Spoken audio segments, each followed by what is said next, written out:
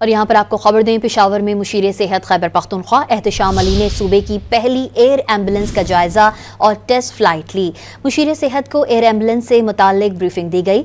मुशीर सेहत ने कहा कि सूबाई हुकूमत अपने हेलीकॉप्टर को एयर एम्बुलेंस पर मुंतकिल कर रही है। हेलीकॉप्टर के जरिए कुरम में अद्वियात पहुंचाई गई और मरीजों को महफूज मकामात पर मुंतकिल किया गया। हेलीकॉप्टर सर्विस ने हजारों लोगों की जानें बचाई हैं। और यहाँ पर आपको खबर दें, पेशावर में मुशीर सेहत खैबर पख्तूनख्वा एहतशाम अली ने सूबे की पहली एयर एम्बुलेंस का जायजा और टेस्ट फ्लाइट ली।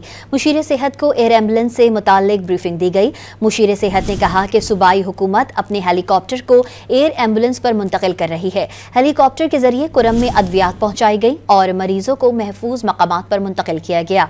हेलीकॉप्टर सर्विस ने हजारों लोगों की जानें बचाई हैं।